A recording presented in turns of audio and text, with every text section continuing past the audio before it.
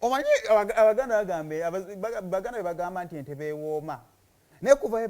bannabyabufuzi amingi bakugenze nga bakubwa akalulu twasooka netulaba evening Anite wano mu Northern Uganda ne batugamba nti Anite bwe bamukuba akalulu omanyi yasooka n'atugamba nti ye gateway to Koboko abaana ba social media ne batulaga nti kituufu yali gateway to Koboko ne kageeti kaali katono nga tekamalaayo kikomera kakati musajja ne bamuyitako awo ne bamugjayo kakati Anite naye bwe yalabanga bamugjayo mu parliament n'abagamba nange mumpa ambyulensi yange ati sinagikola ki najirundiramu enkoko zange najjayo ambyulensi ye tulabye abantu bangi nnyo baŋŋamba wano Busiro owooliye naye yateekawo ambyulensi mbwe bamukuba akalulu ambyulensi n'agitundirawo katolu wa mayezi ze teyatawaana akutaano ambyulensi bwe yamujja mu ddwaliro n'agipaakinga mu ddiiro ye talina mu compound ye talina gatawaana n'abalonzi atula mu nnyimi akalulu alenze mbayo ambyulensi yange mutwaliremu obulwadde bammwe owakabootongo emutwale simanya olubuto olunuma emutwale nga ze muzije mu parliament kakati ne Munyagwa mbwe bamukuba akalulu omanyi mu biseera bya covid yabagulira tanka ezinaaba engalo abadde alina ambyulensi bikoze bitya bamukuba akalulu n'agamba kakati tanka zange nange kanzibajjeko munaabirako engalo nabasaba akalulu mwakanyima ambyulensi n'azijjayo Munyagwa yalabiddwako Munyagwa nga munyiivu Munyagwa nga yejjusa abalonzi kye bamukola Munyagwa n'agamba nga nabalabirira abantu b'Ekawempe South nga temusiima abalonzi nga wala oluyimba luno lwa Kenzo ensite neemazaamu Munyagwa ayimba luyimba lwa ensite neemazaamu nabagulira ebintu bingi nnyo nabateekamu sente z'abakazi bange ze bandibadde balyamu ebintu nezibateekamu nga mmanyi muli bantu bange nenkuba ne posita nga sibajjukiza nti nze MP omuw'Ekawempe South nga kimanyi mukimanyi naye nga mwakyerabira dda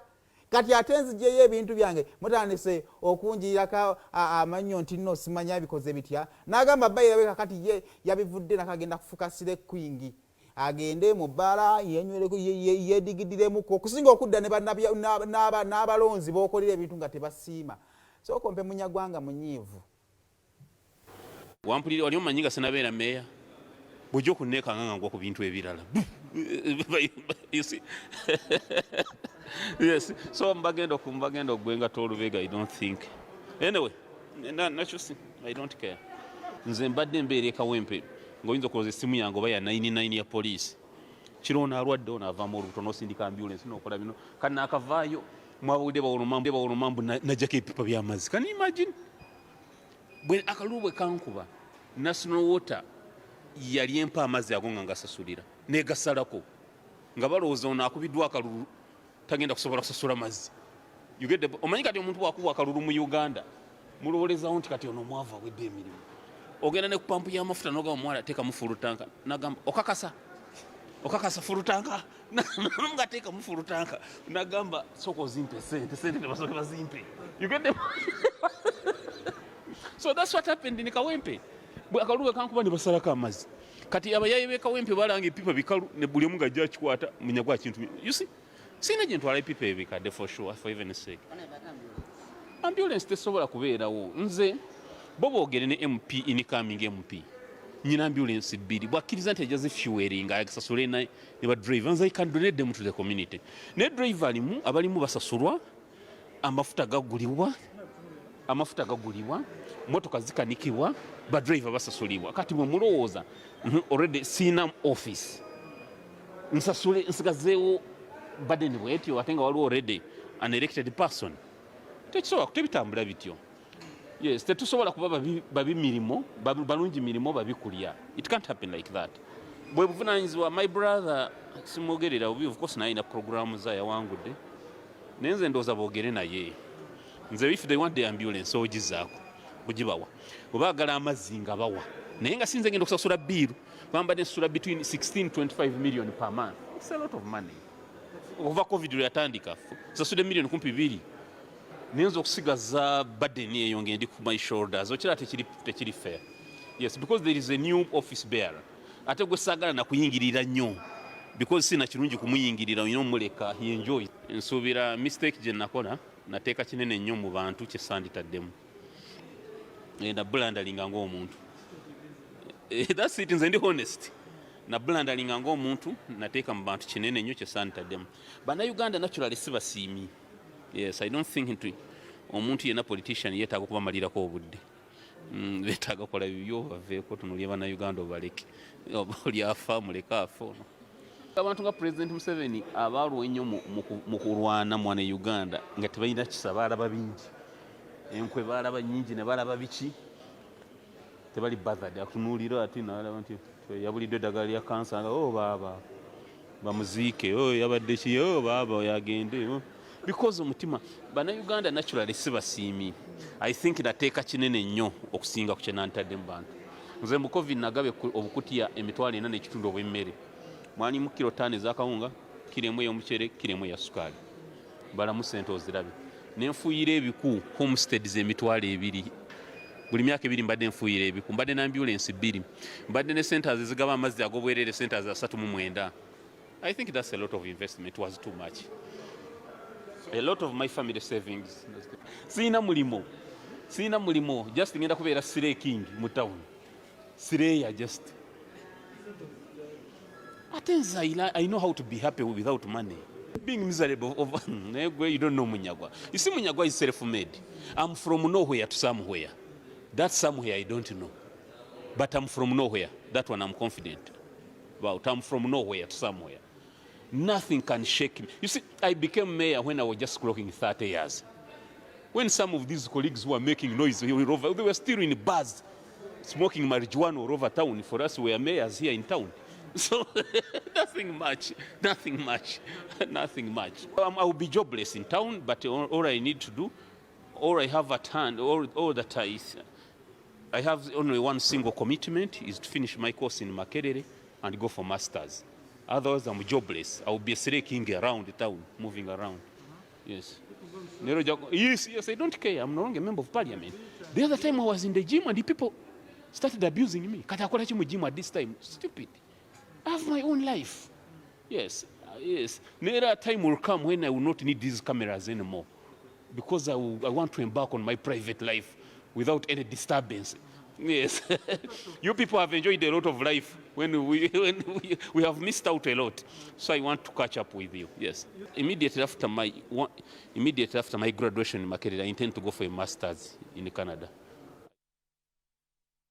Akenjaga omukulu akoza atya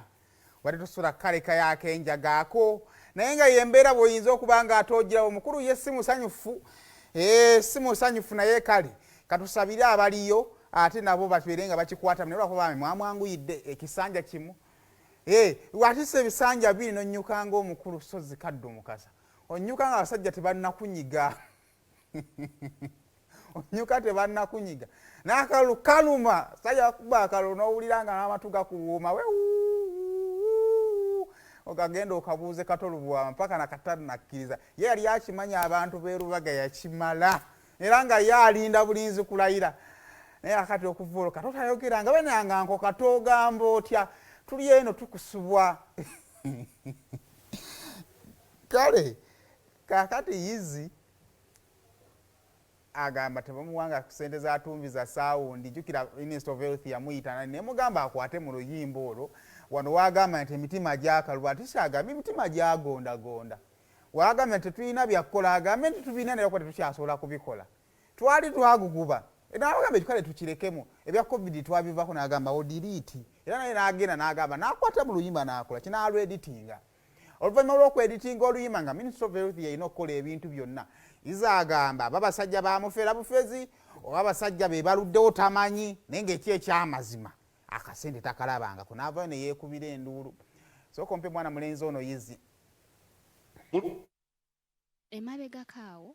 twakulaba ne Ministry of Health nga mwezi oba muli wano oluyimba baluweze oluyimba tebaluweze kiddala ekituufu ekyali oluyimba tebaluwera just baali baagala nkyuseemu ku bintu bo bye balowooza nti byali biwa by'abantu so nange saali mwana mubi nawuliriza ne mbagamba tewali buzibu nja genda nkyuse ne bangamba genda owandiike lyrics empya si luyimba lunaku just kyusa mbuno bugambo bwebuti ne bwebuti nengenda kye nakola nenzi submitting nga gye bangamba nzi submitting ne bangamba they will get back to me mpaka kati bakuwa bbanga kyokulaba ngo submitting ebintu bampe ennaku 3 kye nakola after the meeting gye mwalaba bampe ennaku 3 kye nakola ne bangamba so in a week's time tujja kuba tukoze audio then in a month's time nga video ewedde paka kati tempulira abantu ebagamba nafuna akasente simanya milioni simanya 10 simanya bampa milioni 10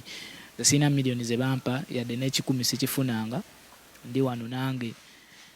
mu bwavu bwange singa bazi kuwa singa oli mugazi singa era munange enkyukakyuka mbulamu mugirabe emotoka gyenvuganze nkadde genda kalanga okitegeera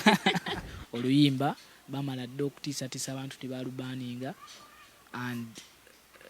speed gye lwaliko ne lukakkana okitegeera so nze ng'omuvubuka mba nnyigirizibwa okitegeera kuba waaka wange baba bamukendezezza tomanya kye nandifunye mu luyimba luno osanga ne mu mamazi nandibadde ndi nominated okitegeera but because of that the song stopped and now there are so many things I've not gotten I could have gotten nze nandifunye ambassadorial deals company nyingi ziri mu kukozesa ekigambo kyange yiyo Go TV okitegeera tumbiza Go TV okitegeera but if they hadn't scared away business ezo zandibadde zange okitegeera so ndi mu lutala ate kugenda kunoonya ate ani akozeseza kino baana baabo bazzeemu ennyimba zange baagala okitegeera and I cannot say anything about it so nze ng'omuntu kiba kinkosezaamu okitegeera business nyingi singa kati saa zino companies nyingi zinkozesezza oluyimba olwange lwakuba ngesaawa zino nalibadde ku advertinga eziwera okitegeera but I'm not on any because they are scared they don't want to associate with someone who is against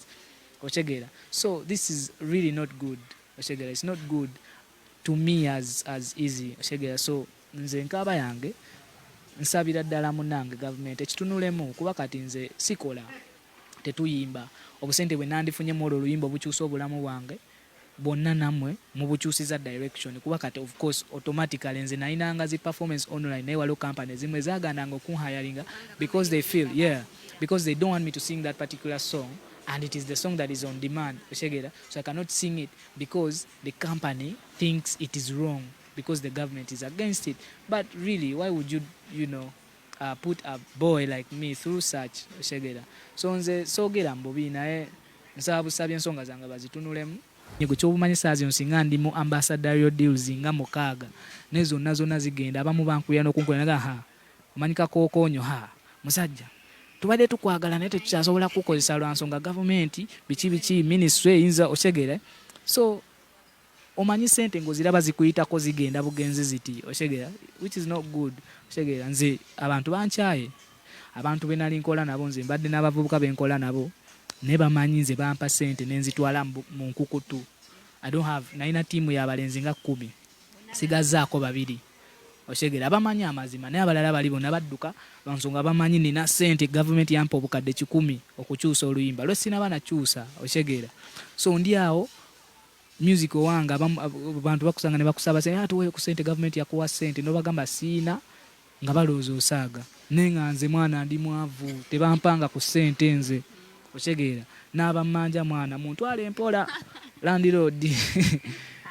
tasonyi tebanaba kumpa sente zizonja zikwa nawulirako nti SK Mbuga yali yakusuubizaako ku sente SK Mbuga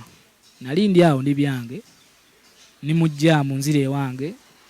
kyali wange nkubira essimu angamba SK Mbuga akunoonya dduka ku live ye Facebook nengenda ne munoonya nensanga ddala ali ku live naye nga caption ataddeko tumbiza sound hitmaker amunoonya nenteekayo enamba yange mu comment nankubira ne twogera ku live nangamba agenda kumpa obukadde 10 n'essimu empya okitegeera simanyi oba mmeka simanyi nensanyuka nze nali ntomedde n'otutomera nze gola okitegeera nasanyuka nnyo nangamba nzikima enkeera nengamba tewali buzibu enkeera nkuba ku simu alina gwe yankwasa naye era ngamba komawo enkya tukubireko enkya nejjukira akikoze ku live abantu balabye banjiwuledde nga mu simu baga brad wozifunira tutemereko ezaffe naye nga muga katonda ali mu ggulu nze SK Mbuga tampanga yadde 10 naye nga lwaki omuntu omuteekamu hopes ezo zonna then n'omala n'omutuusa eyo jjukira nyinza okwewansangira nali mu mabanja mangi abantu bamanyi nina sente mmanyi abamu bakubidde n'okagwe ngenda kusasula enkya naye bonna bandi bubi because of these things okitegeera nze sigambangako SK Mbuga oba simusabangako sente simukubirangako ku simu ne mugamba mpa sente naye nze nali neeyanga omuntu naye mu mutima gw'omulungi n'agamba waayi ndowooza neetaaga okukola ki for compensation oba compensatingibwa naye just nze ekindeeta wano okwogera bino lwa nsonga abammanja njagala bakendeezeemu kitegeera ku saawundi kuba bagitumbizizza nnyo kitegeera bagitumbizizza nnyo kati mbadde nsaba bakendeezeemu katono just nga omugaga era wanampa ssente tujja kupostinga ali nga azinkwasa ku TV live ku camera live ensi yonna ekirabe naye nga for now I've not yet received any money. Ndowooza embeera mugitegedde watumbiza saawundi awo watuuse yembeera gy'alimu naye omugaga osuubiza otya omwana tu ssente n'otazimuwaani yali akase.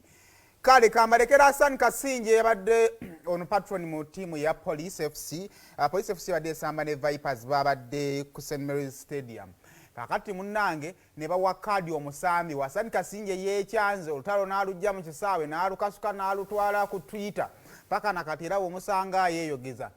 Tolowooza nti ddalu mupiira gwe gumutunuza bw'atyo mweraba.